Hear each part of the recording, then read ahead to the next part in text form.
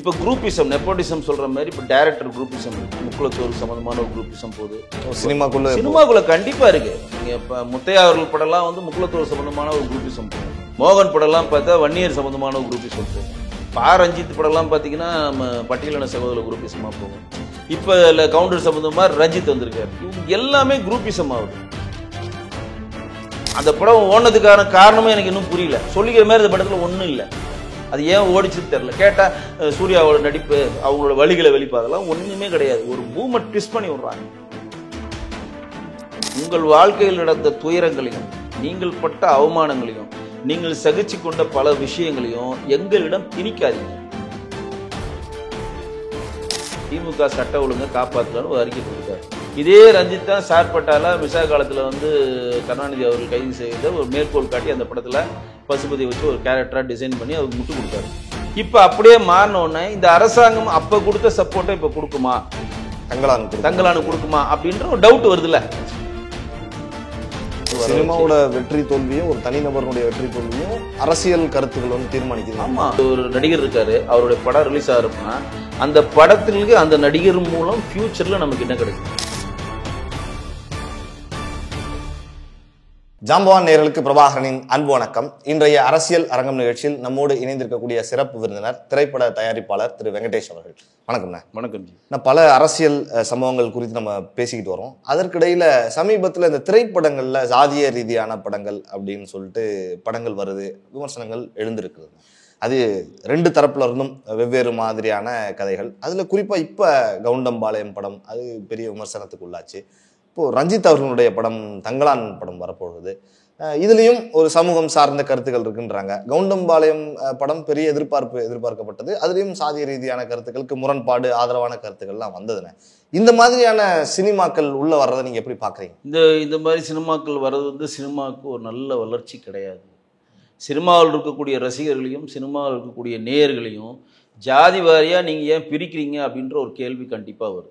ஏன்னா cinema theatre தான் முதல் அதாவது இரட்டை கோவிலை இருந்த கிட்டத்தட்ட ஒரு 40-50 வருடங்களுக்கு முன்னாடி பட்டியலின சகோதரர்களையோ மற்றவர்களையோ கோயில் விட மாட்டேன்னு சொல்கிற காலகட்டத்தில் எங்கே போனாலும் வந்து நீ வந்து துண்டை இடுப்பில் தான் கட்டணும்னு சொல்லி அதிகார செலுத்துகிற காலகட்டத்திலே ஒரே ஒரு இடத்துல சமத்துவம் நிறுவனிச்சு, ஒரே ஒரு இடத்துல சமத்துவம் பின்பற்றப்பட்டுச்சு. அதுனா திரையரங்குகள் மட்டும்தான். ஏன்னா திரையரங்குகள்ட்ட உள்ளே போயிட்டீங்கன்னா நீங்கள் ₹1 டிக்கெட் வாங்கினா மேலே போய் உட்காரலாம். நான் 25 பைசா டிக்கெட் வாங்கினா தரையில் உட்காந்து பார்க்கலாம். அதுக்கு மேலே டிக்கெட் வாங்கினா அதுக்கு மேலே போகும். இந்த டிக்கெட்டு தான் அங்கே நிர்ணயம் பண்ணுன்னு தவிர நீ ₹1 டிக்கெட் வாங்கிட்டே நீ எந்த ஜாதிக்காரன் உனக்கு இது அப்படின்னு சொல்ல மாட்டாங்க. இன்னும் சொல்லப்போனால் பல மேம்பட்ட உயர்தர சொல்லுகிற ஜாதிகள் தான் சினிமா தேட்டரில் நடத்தினாங்க.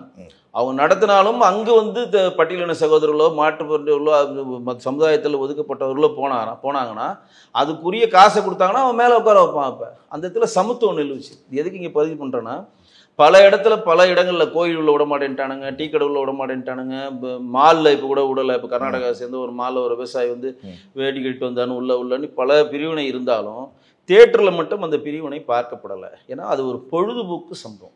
அது வந்து ஒரு பொழுதுபோக்குக்காக மக்கள் தன்னுடைய வழிகளை மறப்பதற்காக வருகிற ஒரு இடம் அப்படின்றது தான் அது தியேட்டர் அப்படி வச்சுருந்தாங்க. இது வந்து எம்ஜிஆர் சிவாஜி காலகட்டத்தில், பிஎஸ் சின்னப்பா, தியாகராஜ பாகவதர் காலகட்டத்திலலாம் எல்லா இடத்துலையும் வந்து ஜாதி ஓரியன்டாக வரும். ஆனால் இந்த ஜாதியை சேர்ந்தவர்கள் தான் அப்படின்றது எங்கேயுமே தெரியாது. இந்த ஜாதியை சேர்ந்தவர்கள்லாம் அந்த படத்தை இயக்குறாங்க, இந்த ஜாதியை சேர்ந்தவர் தான் அந்த படத்தில் நடிக்கிறாங்க. இப்போ இந்தியாவினுடைய முதல் சூப்பர் ஸ்டார்னு சொல்லுகிற தியாகராஜ பாகவதர் வந்து ஒரு விஸ்வகர்மா சமுதாயத்தை சேர்ந்தவர். இப்போ போய் சாதாரணமாக தியாகராஜ பாகவதர் நீங்கள் யாருன்னா கேட்டால் பாகவதர் அவர் அப்படின்வாங்க. அவங்க விஸ்வகர்மா சமூகத்தை சேர்ந்தவர்னு அவங்க யாருக்கும் தெரியாது. ஏன்னா அவங்க அந்த விஸ்வகர்மான்றது உள்ளே கொண்டு வரல. ஆனால் படத்தில் சில கேரக்டர்களுக்கு ஜாதி பேர் வைப்பாங்க. ஏன்னா அந்த காலத்தில் வந்து பேர் சொல்லி அழைப்பதையே வந்து ரொம்ப ஒரு மரியாதை குறைவாக நினைப்பாங்க. இப்போ வந்து ஏவிஎம் மெய்யப்ப செட்டியார் இருக்காருன்னா யாரும் போய் hello mister AVM Meiyappa Chettiar அப்படின்னு கூட மாட்டாங்க. செட்டியாரே வாங்க. நாகிரெட்டி இருந்தார், விஜயவாணி ஓனர், நாகிரெட்டி சார் வாங்கன்னு கூட மாட்டாங்க. ரெட்டியாரே வாங்க, இப்படி தான் கூடுவாங்க. அதே மாதிரி நிறைய படத்தில் வந்து பிள்ளைவாள்ன்றது ரொம்ப ஃபேமஸாக வச்சுருப்பாங்க, முதலியார்ன்றது ஃபேமஸாக வச்சுருப்பாங்க. அந்த காலத்தில் அதெல்லாம் வந்து ஏற்றுக்கொள்ளப்பட்டது. அந்த கேரக்டரில் அவர் அந்த ஜாதி ஓரியன்டாக இருக்கார் அப்படின்றது தான். எந்த இடத்துலையும் ஜாதி உள்ளே கொண்டே வர மாட்டாங்க. நீங்கள் கவனித்து பாருங்கள், எம்ஜிஆர் வந்து இன்றைக்கி வந்து எவ்வளோ படங்கள் நடிச்சிருக்கார். மதுரை மீட்ட சுந்தரபாண்டி தான் லாஸ்ட்டாக அவர் நடித்த படம் சதிலீலாவில் ஆதி.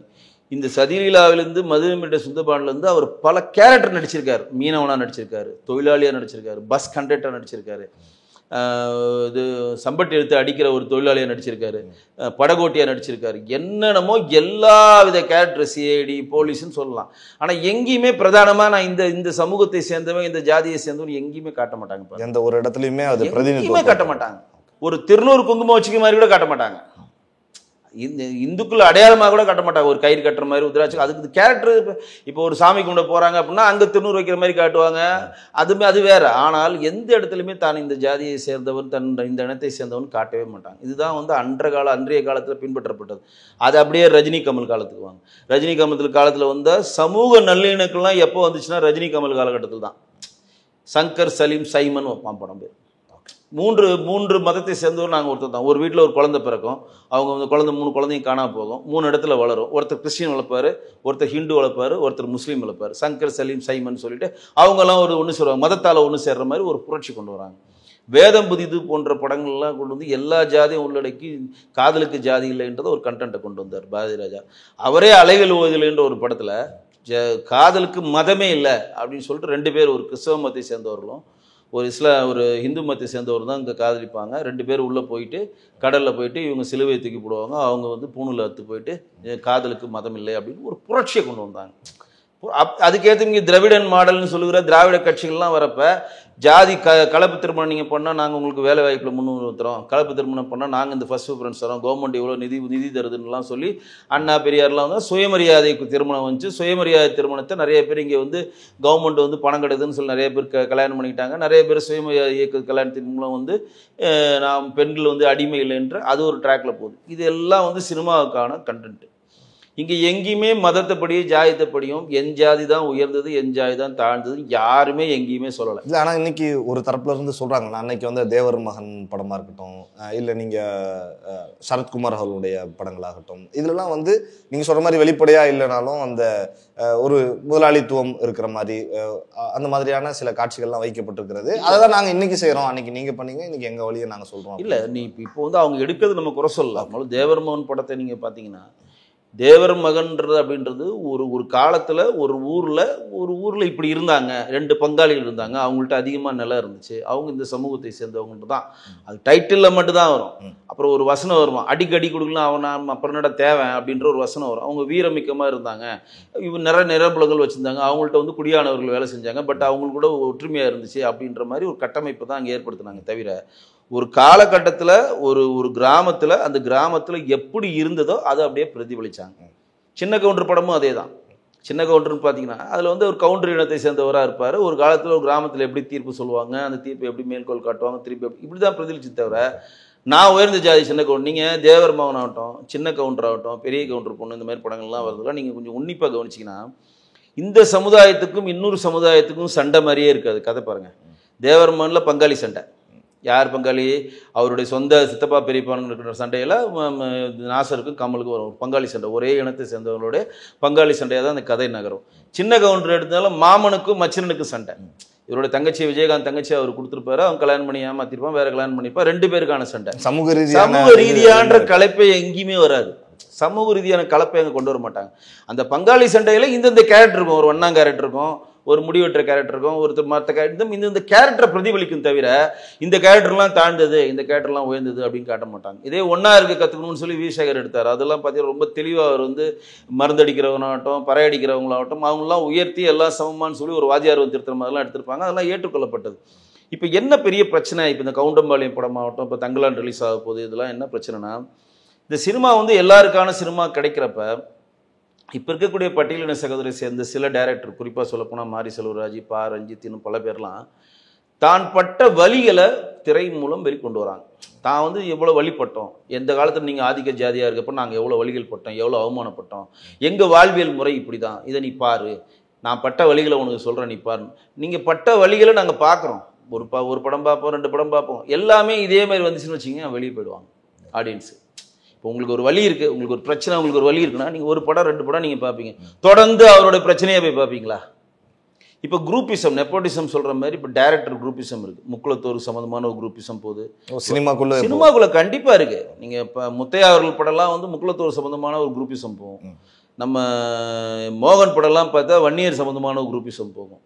ரஞ்சித் படம்லாம் பார்த்தீங்கன்னா நம்ம பட்டியலின சகோதர குரூப்பிசமாக போகும். இப்போ இல்லை கவுண்டர் சம்மந்தமாக ரஞ்சித் வந்திருக்காரு. இவங்க எல்லாமே குரூப்பிசம் ஆகுது. இப்போ சினிமாவில் குரூப்பிசம் ஆகிறப்ப முதலாக நான் எனக்கு தெரிஞ்சு பெப்சியில் இருக்கக்கூடிய 24 கிராஃப்டில் தெலுங்கு, கன்னடம், மலையாளம் எல்லாமே இருப்பாங்க. இப்போ வந்து ஒரு படம் எடுக்கிறாங்கன்னா அந்த படம் சம்பந்தப்பட்ட அந்த இனம் சம்பந்தப்பட்ட ஆட்களுக்கு தான் அவங்க வாய்ப்பு கொடுக்குறாங்க. வாய்ப்பே எப்படி ஆகுது.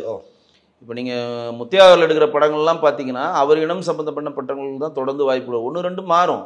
அதே மாதிரி நீங்கள் பிரபுசாலமன் படம் பாருங்கள். பிரபுசாலமன் படம் வந்து இந்து கிறிஸ்டியனை தூக்கி பிடிக்கிற மாதிரி தான் அவர் படங்கள் எல்லாமே அவர் அடையாள கிறிஸ்டியனை தூக்கி பிடிக்கிற மாதிரி இருக்கும். அவர் ஃபர்ஸ்டே எடுத்த 2-3 படங்களுக்கு அப்புறம் வந்து அவர் கொஞ்சம் பேர் வந்தவொன்னே முழுக்க அவர் கிறிஸ்தவ சம்மந்தமான ஆட்களே தான் யூஸ் பண்ணார். கையில் முதற்கொண்டு அது இந்த ஹீரோயின் மாறலாம், அது வேற எதுவும் பண்ண முடியாது. அதில் கூட ஒரு ஹீரோ வந்து கிறிஸ்தவ மதத்தை சேர்ந்தவனாக தான் இருப்பான். இது எப்படின்னா நான் வளர்றப்ப தன் இனத்தை சேர்ந்தவங்களை வளர்க்கணும் அவங்க நினைக்கிறாங்க. அது தவறாக போகுதுப்பா நான் சொல்ல வரல. ஆனால் சினிமாவுக்குள்ளே ஒரு குரூப்பிசம் உருவாயிடுச்சு அப்படின்றதுல மாற்றே கிடையாது. குரூப்பிசம் கண்டிப்பாக உருவாயிடுச்சு. அப்போ அந்த குரூப்பிசம் வந்து எப்படி வெளியில் வருது? அந்த காலத்தில் பாலச்சந்திர சொல்லுவாங்க.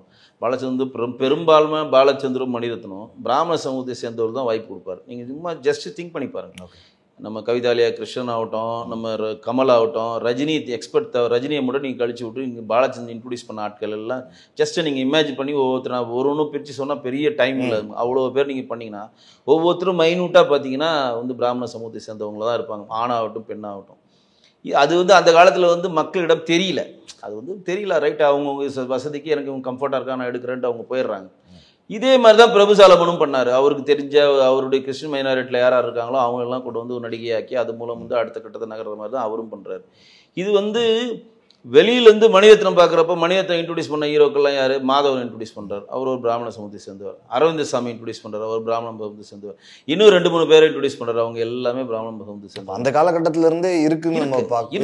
ஆனால் தெரியல, சமூக வலைதளங்களே தெரியல, அது பிரியல. இந்த பிரச்சனை இப்படி போயிட்டே இருக்கிறப்ப இவங்களுக்கான வாய்ப்பு வருது, ஒரு டேர்ன் வரல ஒவ்வொருத்தருக்கும். இப்போ வந்து வெங்கட் பிரபு கிட்ட தான் ரஞ்சித் வந்து இருந்தார். வெங்கட் பிரபு கிட்ட வந்து ரஞ்சித் வந்து அசிஸ்டண்டாக இருந்தார். அவருக்கு ஒரு படம் கிடைக்குது, அட்டகத்தின்னு ஒரு படம் கிடைக்குது. திருவள்ளூர் மாவட்டத்தை தாண்டி செங்கம் போன்ற ஊர்களெல்லாம் எப்படி இருப்பாங்க, அந்த மக்களுடைய வாழ்வியல் முறை எப்படி இருக்கும், ஒரு பட்டியலின மக்களோட வாழ்வியல் முறை எப்படி இருக்கும், அதனால தான் அட்டகத்தினே பேர் வச்சு அது பட்டியலின சகோதரர்களுக்கான கட்டமைப்பே அந்த இடம் பொருள்லாம் பண்ணுறப்ப படத்தோட கலை சூடாக இருக்கப்ப நமக்கு அந்த சூழலும் அந்த கண்டென்ட்டு நமக்கு டிஃப்ரெண்ட்டாக இருந்துச்சு. அந்த பாட்டு அவனி போனா அவனி நான் ஆள மயக்கும் தாவணி அதெல்லாம் அந்த கானாலாம் வரப்போ ஒரு டிஃப்ரெண்ட்டாக இருந்தோன்னா மக்கள் போய் விரும்புகிறாங்க. அப்புறம் மெட்ராஸ்னு ஒரு படம் ஒரு செவுத்தை வச்சு ஒரு கதை, எப்படி எல்லாம் பட்டியலினத்தை சேர்ந்தவர்கள உள்ளுக்குள்ளே எப்படி வெட்டுறாங்க, எப்படி ஏமாத்துறாங்க, எப்படி நாங்கள் இது பண்ண போகிறோன்றது அவர் எடுக்கிறாரு, இது கவனிக்கப்படுகிறது. சரிங்களா? இது இவ்வளோ தான் கண்டென்ட்டு. இப்போ நீங்கள் தொடர்ந்து வந்து வழிகளையே நான் புகுத்துவேன். இப்போ மாரி செல்வராஜ் வந்து பரியேறும் பெருமாள் எடுக்கிறாரு, ஒரு ஆதிக்க சாதி வந்து ஒரு ரஞ்சித்தோட 2 படங்கள் சொன்னீங்க, அதுக்கப்புறம் நிறைய படங்கள் சூப்பர் ஸ்டாரை வச்சுலாம் எடுத்தாரு. ஆனால் அந்த படங்களும் சொல்கிறேன். இப்போ கபாலி படம் நீங்கள் சொன்னீங்கன்னா கபாலி படம் ஒரு பட்டியலினத்தை சேர்ந்தவர்களுக்கான ஒரு படம் தான். அதில் வந்து ரஜினி பெரிய வசனமே வச்சுருப்பாரு. கபாலின்னு ஒன்று ஒரு ஆதிக்க ஜாதியை சேர்ந்த ஒரு குடியான ஒன்று ஒரு பட்டியலினத்தில் போய் சொல்லுங்க ஏஜமா அப்படின்னு நினச்சியாடா கபாலிடா அப்படின்னு வர. அதெல்லாம் என்னன்னா சவால் விடுறது. அதேமாதிரி ஒரு ட்ரெஸ் கோடையும் சொல்லுவாங்க. நான் அப்படி தாண்டா ட்ரெஸ் போடுவேன், நான் கோட் சூட் தாண்டா போடுவேன், ஓ முன்னாடி உட்கார வேண்டாம், கால் மேலே கால் போட்டு உட்கார வேண்டாம், என்னடா நீ பண்ண முடியும் அப்படின்னு ஒரு இதை வைக்கிறேன்னா அவருக்குள்ள உள்ள வழியில வெளிப்படுத்துற ஒரு டைரக்டருக்கான வழி, ஒரு டைரக்டருக்கு உண்டான கண்டென்ட் தான் ரஜினியா வெளிப்படுத்துறப்ப அது இன்னும் ஃபோர்ஸா வருது வெளியில. அப்போ ரஜினி கட்சி ஆரம்பிக்கணும்னு ஒரு மோட்டிவ்ல இருக்கிறதுனால அது சம்மதிக்கிறார், ஒரு பட்டியலின சகோதரர்களுடைய கவர்லாம் அப்படின்னு அது சம்மதிக்கிறார். அதுவே ரஜினி அந்த மாதிரி நடிச்சது இல்லை, இதுவரை அந்த மாதிரி நடிச்சதில்லை. தன்னை வந்து ஒரு எந்த ஜாதியின் அடையாளமே நடிச்சதில்லை. பட் காலாவாகட்டும் கபாலி ஆகட்டும் பட்டியலின சகோதரர்களை தூக்கி பிடிக்கும் போது தான் நடிச்சிருப்பாரு. அன்னைக்கு இருந்த காலகட்டத்தில் அது சரின்னு பட்டது. அதற்கப்புறம் அவர் நடிச்ச படங்கள் யாருமே அந்த மாதிரி படங்கள் வரல பாருங்க. பேட்டெல்லாம் ஜென்ரலாக போயிடும், பேட்டர் படமாகட்டும் மற்ற படங்கள்லாம் கமர்ஷியலாக போயிடும். அது அப்போ வந்து அம்பேத்கர் வந்து கோட்டு போடுறதுக்கும் காந்தி ட்ரெஸ் போடாமல் இருக்கிறதுக்கும் ஒரு வித்தியாசம் இருக்கும், ஒரு வசந்தம் வைப்பாங்க. இதெல்லாம் அவர்கள் வழி. எல்லா இடத்துலையும் அந்த பட்டியலின சகோதரர்களுக்காக யார் யார் பாடுபட்டார்களோ, பட்டியலின சகோதரர்களுக்காக யார் யார் வந்து முன்னிலைத்து நிற்கிறாங்களோ அவங்கள குறியீடு அந்த படத்தில் வைப்பாங்க பாருங்க. நிறைய இடத்துல புத்தர் காட்டுவாங்க, நிறைய இடத்துல அம்பேத்கர் காட்டுவாங்க, நிறைய இடத்துல வந்து மற்ற இதில் காட்டுவாங்க. இப்போ இதுக்கும் மேலே போய் இப்போ நீங்கள் மாமன்னன் ஒரு படம் எடுக்கிறார், யார்? மாரி செல்வராஜ், உதயநிதி. அது உதயநிதி ஸ்டாலின் நடிக்கலாம் அந்த படம் காணாமல் போயிருக்கும். சொல்லிக்கிற மாதிரி அந்த படத்தில் ஒரு பெரிய நல்ல காட்சிகள் இல்லை. பட் ஆனால் நீ எங்கு வீழ்த்தப்படுகிறாயோ அங்கு நீ எழணும் அப்படின்றது ஒரு ஒரு ஒரு பழமொழி இருக்குல்ல. அதை வந்து மாரி செல்வராஜ் பொது வழியில் சொல்றார். நீ வந்து ஒரு மிருகத்தை ஒதுக்குற, ஒரு உயிரினமான பன்னியை ஒதுக்குற, நீ அந்த ஒதுக்குற அந்த பன்னியை வச்சு நான் ஒரு படம் எடுக்கிறேன். உதயநிதி வச்சே சொல்ல வைக்கிறார், என் கனவுல பன்னி வந்துச்சு, பன்னி பறக்கிற மாதிரி வந்துச்சு. இப்போ பன்னி வந்து ஒரு நல்ல உயிரினம், அதில் எந்த ஒரு மாற்றம் இல்லை. நம்ம எல்லாருமே என்ன பண்ணுவோம், அது வந்து ஒதுங்கி போயிடுவோம். ஏன்னா சின்ன வயசுலேருந்தே நம்ம அந்த மாதிரி வளர்க்கப்பட்டிருக்கோம். அப்படி ஒதுங்கி போயிடுவோம், சரி பண்ணியா வேணாம் அப்படின்ட்டு ஒதுங்கி போயிடும். ஆனால் நீ எங்கே வீழ்த்தப்படுகிறாரே அங்கேருந்து எழுவன்னு சொன்ன பாருங்க, அங்கேருந்து எழுதுறாங்க. அந்த பன்னிக்கிட்ட தான் வந்து இவர் தீனி போடுற மாதிரியும் அந்த பன்னியை பிரதான கதாபாத்திரமாக வச்சு அந்த பன்னிகளுடைய வாழ்வியலை வச்சு இந்த பன்னிகளோட தான் நாங்கள் வாழ்கிறோம், இப்படி தான் இருக்குது, இந்த சூழ்நிலை நோக்கி தான் நாங்கள் நகர்றோம், என்னோட வழிகளை என்னுடைய வாழ்வியல் முறையை திணிக்கிறாங்க. நம்ம என்ன சொல்கிறோன்னா, உங்களுடைய வழிகளையும் உங்களுடைய வாழ்வியல் முறையும் நீங்கள் பட்ட அவமானங்களையும் கொண்டு வந்து திரையில் காட்டுறதுக்கு நான் 130 ரூபா வச்சு பார்க்கணுமா அப்படின்ற ஒரு கேள்வி ஒரு வெகுஜன ஜனங்களுக்கு எழும், இல்லைமா இல்லையா? இப்போ கவுண்டம்பாளையத்துக்கு வருவோம், அவனும் அதே கதை தான் சொல்கிறான். இவங்க இதை பண்ணுறாங்க, அவங்க அதை பண்ணுறாங்க, பட்டியலின சகோதரர்கள் வந்து எங்கள் பொண்ணை கூட்டிகிட்டு போய் வந்து காசுக்காக ஏமாத்துறாங்கன்னு சொல்லிட்டு ஏற்கனவே வந்து நம்ம மோகன்ஜி எடுத்திருந்தார், திரௌபதி எடுத்திருந்தார், அவர் மோகன் எடுத்திருந்தாப்புல. அந்த மாதிரி வன்னிய சகோதரர்களுக்கு ஆதரவாக அவர் ஒரு களமாடினார். இப்போ கவுண்டர் சகோதரத்துக்கு ஆரம்பமாக இவங்க களமாடுறாங்க. இப்போ பார்த்தீங்கன்னா இப்போ எனக்கு இதுவே ஒரு பயமாக இருக்குது. எப்படி பாருங்கள், பட்டியலின சகோதரர்கள் நடுவில் இருக்காங்க, இந்த சைடு முக்குளத்தோரும் இவங்களை தாக்குறாங்க, இந்த பக்கம் போனோம்னா வன்னியர் சமுதாயமும் இவங்களுக்கு எதிரான ஒரு படங்கள் எடுக்கிறாங்க, இப்போ கவுண்டர் சமுதாயமும் இவங்களுக்கு எதிரான படங்கள் எடுக்குது. இப்போ வந்து டார்கெட் பண்ணி இது எல்லாம் ஒரு சமூகத்தை நோக்கி ஏன் இப்படி நகர்றாங்க, இது ஏன் ஒரு ஜாகிரபிக்கல் லிமிட்டாக பிரியுது?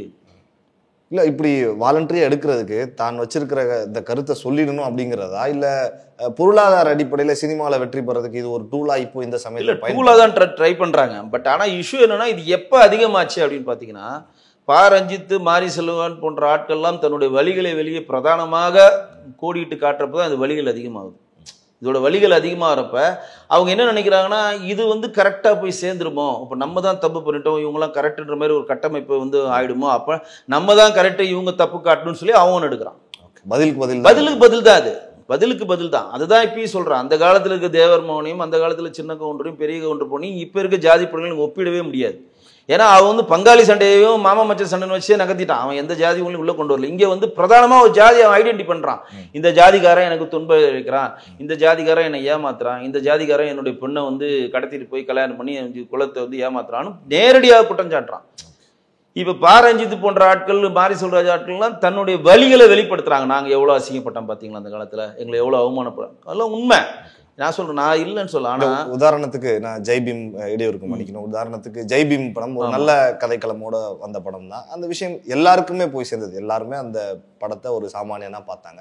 இருந்தாலும் அதுல ஒரு குறிப்பிட்ட சமூகத்தினுடைய ஒரு சின்னம், ஒரு குறியீடு அங்க வைக்கிறது, ஒரு கேலண்டரா வைக்கிறது அப்படிங்கிறது பெரிய பிரச்சனையா அன்னைக்கு பண்ணப்படல. அது வந்து பெரிய எப்படி, அது ஏன் அந்த மாதிரி வைக்கல? இல்ல அவங்க வந்து எப்படி பிளான் பண்றாங்கன்னு தெரிஞ்சுங்க. ஒரு டைரக்டரா எப்படி பிளான் பண்றாங்கன்னா, நீங்க எதனா ஒரு சமூகத்து சப்போர்ட்டிவா தான் ஒரு படத்தை நகர்த்த முடியும். நீங்கள் பேலன்ஸாக பண்ணி அந்த படம் நகராது, நல்லா தெரிஞ்சுங்க. ஒரு படத்தை ஒரு சமூகத்தை சப்போர்ட் பண்ணி நடக்கணும்னா அது வந்து ஒரு பட்டியல் இனத்தில் ஒரு எலி பிடிக்கிற ஒரு சமூகத்தை சேர்ந்தவர்களுக்கான ஒரு படமாக அது காட்டுறப்ப அது பட்டியல் இனத்துக்குள்ள வரை கூட ஒரு படமாக காமிச்சாதான் அது நகரும். நீங்கள் அங்கேயும் வந்து ஒரு பேலன்ஸ்டாக நீங்கள் வந்து அவங்களுக்கு எதிராக செயல்படுகிற வன்னியரில் காட்டினீங்கன்னா 2 பேர் பேலன்ஸ் பண்ணால் 2 பேருமே இந்த படம் பார்க்க மாட்டாங்க. அப்போ எதனா ஒரு டிசிஷனை எடுத்து அவனோட டைரக்டர் அப்போ இந்த குறியீடை வச்சு ஒரு பூமை கிளப்புறான். அது தேவையில்லாது. அதுக்கப்புறம் எடுத்தாங்க, அதெல்லாம் வேற விஷயம். கேலண்டரில் வந்து திரௌபதி படம் வச்சாங்க, எடுத்தாங்க, நிறைய பேர் கேஸ் போட்டு பெரிய ஒரு டாக் ஆச்சு, அந்த படம் ஓடிச்சு. அந்த படம் ஓடினதுக்கான காரணமும் எனக்கு இன்னும் புரியல. சொல்லிக்கிற மாதிரி அந்த படத்தில் ஒன்றும் இல்லை. அது ஏன் ஓடிச்சுன்னு தெரில. கேட்டால் சூர்யாவோட நடிப்பு, அவங்களோட வழிகளை வெளிப்பாதெல்லாம் ஒன்றுமே கிடையாது. ஒரு பூமை ட்விஸ்ட் பண்ணி விட்றாங்க. இப்போ சில டேரக்டர் நினைக்கிறாங்க, ஒருவேளை இந்த மாதிரி எடுத்தால் இது ஒரு ட்விஸ்ட் ஆகுமோ, ஓடுமோன்னு நினைக்கிறாங்க. பட் நம்ம என்ன சொல்கிறோன்னா, படத்தை படமாக எங்களுக்குள்ளே கொண்டு வாங்க ஒன்று சொல்கிறோம். உங்களுடைய வாழ்வியலில் நடந்த பிரச்சனையும், உங்கள் வாழ்க்கையில் நடந்த துயரங்களையும், நீங்கள் பட்ட அவமானங்களையும், நீங்கள் சகிச்சு கொண்ட பல விஷயங்களையும் எங்களிடம் திணிக்காதீங்க.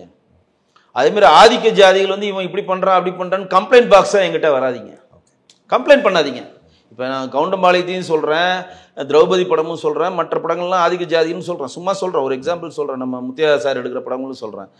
உங்களுடைய கம்ப்ளைண்ட்ஸ் பாக்ஸா எங்ககிட்ட திணிக்காதீங்க, சினிமாவில் திணிக்காதீங்க. சினிமாவில் திணிக்க இதெல்லாம் பண்ணுறாங்க. சினிமாவை இப்போ அவதார் போன்ற படங்கள் வருது, எப்படி வருது, அவெஞ்சர்னு படம். சினிமா எதை நோக்கி நகர்ந்துருக்கு? இப்போ சினிமா, உலக சினிமா நீங்கள் எடுத்தீங்கன்னா கொரியன் படமாகட்டும் மற்ற படங்கள்லாம் எதை நோக்கி நகர்ந்துருக்கு பாருங்க. எங்கெங்கேயோ டெக்னாலஜி வைஸ். நீங்கள் பாகுபலின்னு ஒரு படம் எடுத்தாங்க, பாகுபலியில் எங்கன்னா ஒரு ஜாதிகள் மென்ஷன் பண்ணுறாங்களா? ட்ரிபிள்-ஆர்னு ஒரு படம் வச்சு எங்கன்னா ஜாதியை மென்ஷன் பண்ணியிருக்காங்களா? பொன்னியின் செல்வமே எடுத்தார் மணிரத்னம். எதனா ஒரு இடத்துல இந்த ஜாதியை சேர்ந்த ஒன்று வருதா? சினிமா எப்படி போய் விக்ரம் ஒரு படம் வந்துச்சு, பேட்டை வந்துச்சு, எவ்வளோ இப்போ வந்து பாம்பே எல்லாம் எடுத்திருக்காரு, எங்கெங்கேயோ எடுத்திருக்காங்க. எந்த இடத்துலையும் அந்த குறியீடை அவங்க யூஸ் பண்ணதே கிடையாதுங்க. அப்போ அந்த குறியீடை நீங்கள் யூஸ் பண்ணுறப்ப நான் என்ன கேட்குறேன்னா, இப்போ ரஞ்சித் அவர்கள் கவுண்டம்பாளையம் எடுத்திருக்காரு.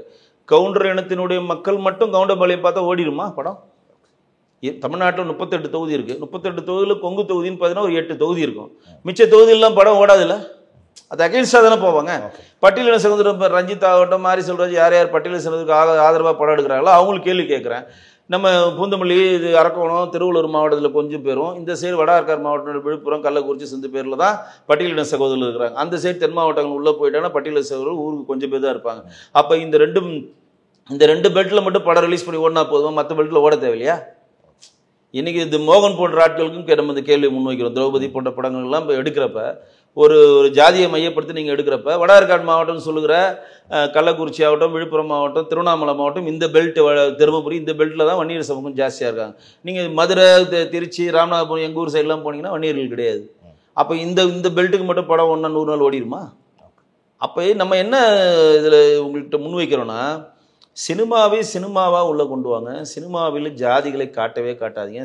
சினிமாவில் உங்களோட வலிகளை சொல்லாதீங்க. நீ பட்ட வலிகளை, உங்கள் குடும்பத்தில் நடந்த பிரச்சனையை பார்க்கறதுக்கு நான் 140 ரூபா செலவு பண்ண ரெடியாக இல்லை. இது ஒவ்வொரு ஆளுக்கும் வருது. இப்போ நான் சொன்ன எந்த படமும் வந்து மக்களால் கொண்டாடப்பட்ட படம் கிடையாது. பொருளாதார ரீதியாக தள்ளிருக்கலாம். பொருளாதார ரீதியாக வெற்றி பெற்ற படம்னு ஒன்று இருக்குது, மக்களால் கொண்டாடப்பட்ட படம்னு ஒன்று இருக்குது.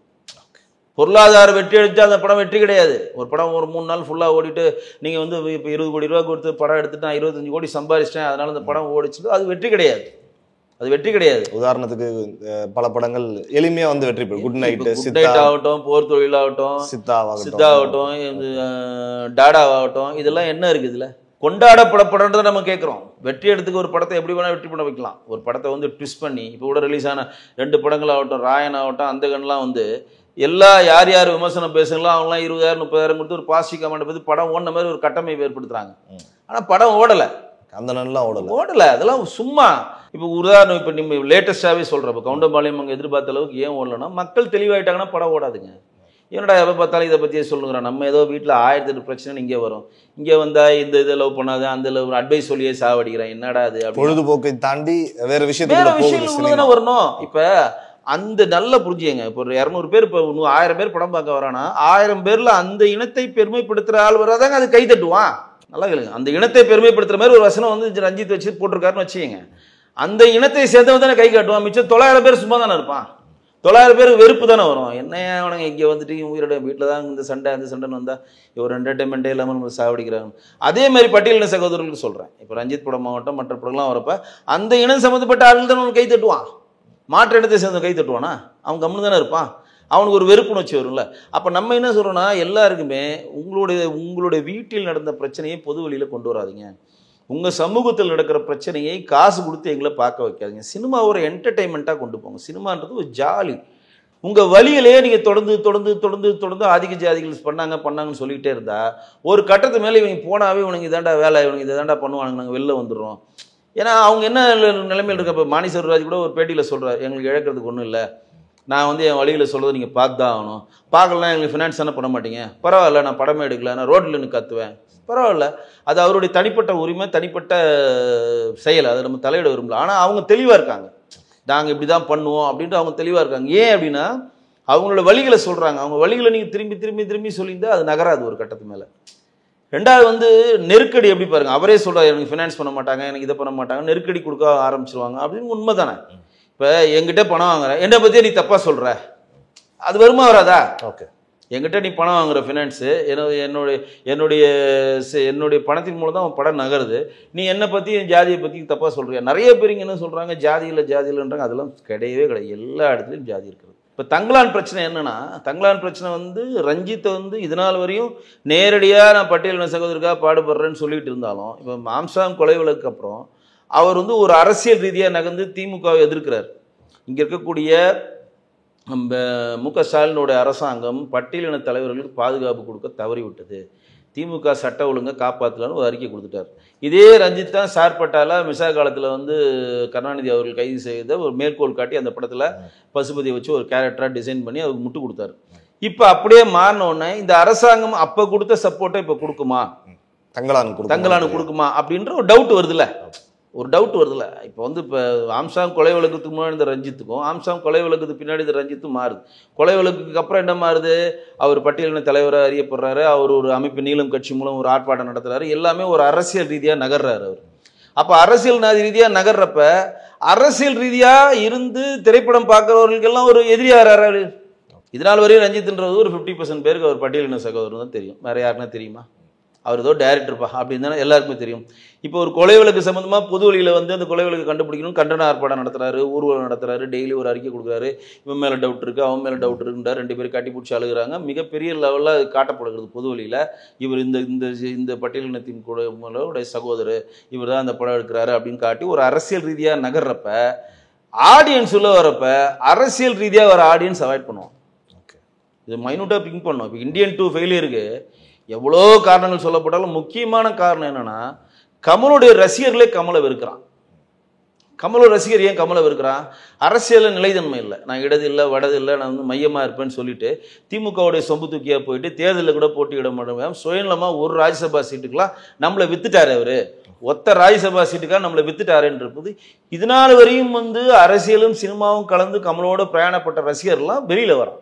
இருந்தால் இவன் படத்தை போய் நம்ம பார்க்கணுமா, எவ்வளோ துரோகம் பண்ணிட்டான் இவர் நம்மளை வந்து ஏமாத்திட்டாரு, அரசியல் நம்மளை வந்து சினிமாவோட வெற்றி தோல்வியும் ஒரு தனிநபருடைய வெற்றி தோல்வியும் அரசியல் கருத்துக்கள் வந்து தீர்மானிக்குது. ஆமா, இப்போ ஒரு அரசியல் கட்சி ஒரு நடிகர் இருக்காரு, அவருடைய படம் ரிலீஸ் ஆகிறப்பனா அந்த படத்திற்கு அந்த நடிகர் மூலம் ஃபியூச்சர்ல நமக்கு என்ன கிடைக்கும். இப்போ இன்னொரு உதாரணம் உங்களுக்கு புரியும். கில்லி படம் திடீர்னு பார்த்தா பிச்சுக்கிட்டு ஓடுது, முன்னாடி போட்டதோட ரீரிலீஸ்ல கில்லி ஓடுது. ஏன் ஓடுதுன்னா, தமிழக வெற்றி கழகம்னு ஒரு கட்சி பிராண்டை ஆரம்பிச்சு நான் அந்த கட்சியை ஆரம்பிக்க போறேன்னு விஜய் சொன்னோன்னே கில்லி படம் ரீரிலீஸ் ஆகுது, பார்த்தா பயங்கரமா ஓடுது. ஏன் ஓடுதுன்னா, அந்த தமிழக வெற்றி கழகத்துன்னு ஆரம்பிச்சோன்றப்போ ஒரு உறுப்பினர் வராம பாருங்க, அவன் வரான் இதுக்கு வேலை செய்யறதுக்கு, அவன் போய் தோரணம் கட்டுறான், தலைவர் படம் ஓடணும், தலைவர் விடக்கூடாது, எங்க தலைவர் அவர் தான் நாட்டு அடுத்த வாடி சிஎம், நான் தான் அடுத்த எம்எல்ஏ, நான் தான் அடுத்த கவுன்சிலர்ன்றப்ப இருக்கிற வேலையெல்லாம் விட்டுட்டு அவன் 3 நாள் உட்காந்து படத்தை பார்த்து ப்ரமோட் பண்ணி நகர்த்துறான் அந்த படத்தை. இது வந்து அந்த இதுக்கே அதுக்கப்புறம் ரிலீஸ் ஆச்சு பாருங்க, போக்கிரி வந்துச்சு, துப்பாக்கி வந்துச்சு, என்ன எதுவுமே நகரல, இது ரீரிலீஸ் மற்ற படம் நகரல. ஏன் நகரலன்னா, இது ஃபர்ஸ்ட் அந்த ஃபர்ஸ்ட் பூம், அந்த கட்சி பேரை அறிவிச்ச பூம்ல அதை அடிச்சுக்கிட்டு போகுது உள்ள. இது எதுக்கு இங்க கம்பேர் பண்றேன்னா, அதே மாதிரிதான் ரஞ்சித் அவர்களுக்கும் இது ஒரு நிலை எடுத்தவன உள்ள வரவன் எல்லாருமே ஜாதி பார்த்து வர ஆரம்பிச்சானா எந்த படம் ஓடும்? இப்ப கவுண்டம்பாளையம் வந்து கவுண்டர் வந்து பட்டியலின சகோதரர் காட்டுற மாதிரி காட்டுறாங்க, பட்டியலின சகோதரர் எப்படி அந்த படத்தை பார்ப்பான்? அது இது புரியுதுங்களா உங்களுக்கு? அப்போ நம்ம என்ன சொல்றோம்னா, எனக்கு பட்டியலின சகோதரர்களோ கவுண்டர் சகோதரர்களோ தேவர்மார்களோ இல்லாட்டி வன்னியர் சகோதரர்களோ அந்த மாதிரிலாம் எதுவுமே கிடையாது. படத்தை படமாக காட்டுங்க, நாங்கள் உட்காந்து பார்க்குறோம், ரசிக்கிறோம். அந்த படம் நல்லா இருந்தால் ரசிக்கிறோம். அது எந்த ஜாதிகார எடுத்தாலும் எனக்கு பிரச்சனை இல்லை, எந்த மதத்துக்கார எடுத்தாலும் பிரச்சனை. ஏன்னா இங்கேயும் நம்ம வந்து இந்தி படங்கள் வந்து ஏக் துஜேகலேருந்து தில்வாலேருந்து பெரிய பெரிய தேசாப்லாம் 1 வருஷம் ஓடின ஊருங்க. அது மொழி தெரியாது, பாட்டு தெரியாது, அந்த இனம் அவங்க பேசுகிற அந்த பாட்டினுடைய தாளத்துக்கு ரசித்து போய் பார்த்துலாம் தேசா படம் இங்கே 1 வருஷம் ஓடிச்சு. அனில் கபூரும் மாதிரி திஷு தேசா படம். இதே மாதிரி தில்பாலா ஜுவல்லாம் 1 வருஷம் ஓடிச்சு மெலோடியில். அதே மாதிரி நம்ம இங்கே அவெஞ்சரை ஓட வைக்கிறோம், ஜாக்கி சான் படத்தை ஓட வைக்கிறோம், அவதாரை ஓட வைக்கிறோம், ஜேம்ஸ் கேமரூனோட எல்லா படத்தையும் இங்கே ஓட வைக்கிறோம். எப்படி ஓட வைக்கிறோம்? நம்ம அதில் ஜாதி மதம் பார்க்கல, படத்தை மட்டும் தான் பார்க்குறோம். அவன் எவன் எடுத்தாலும் பரவாயில்ல, அந்த படம் நல்லா இருந்தாவா. மலையாள படம் எவ்வளோ மலையாள படம் இங்கே ரிலீஸ் ஆகி ஓடிச்சு ஒரு காலத்தில். புதுடெல்லியிலேருந்து நிறைய படம் சொல்லலாம், மம்பட்டி படம், மோகன்லால் படம், இப்போ லேட்டஸ்டாக மஞ்சுதன் பாய். ஏன்னா அதில் ஜாதி மதங்களே இல்லாமல் நகர்றதுனால தான். அப்போ நம்ம என்ன சொல்கிறோம்னா, நீங்கள் ஒரு தேட்டருக்குள்ளே கொண்டு வந்தோம்னா பழைய மாதிரி எல்லா ஜாதிக்காரனும் உள்ளே வருவான், எல்லா மதத்துக்காரனும் உள்ளே வருவான். இதுக்கான ஒரு படத்தை நீங்கள் எடுங்க, இந்த படத்தை காட்டுங்க. முன்னாடி மேபி எடுத்துருக்கலாம், நான் இல்லைன்னு சொல்ல, ஆனால் அது கவனிக்கப்படலை, அந்த நாலேஜ் நம்மக்கிட்ட இல்லை.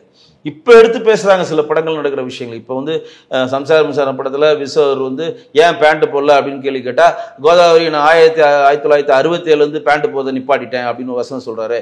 1967 தான் திராவிட முன்னேற்ற கழகம் ஆட்சிக்கு வந்துச்சு, அதுலேருந்து நான் பேண்ட்டு போடலன்னு சொல்லி ஒருத்தர் ஆதிக்க ஜாதியை வந்து இழிவுபடுத்துறாரு அப்படின்னு சொல்லி இப்போ அது பாயிண்ட் அவுட் பண்ணுறான்.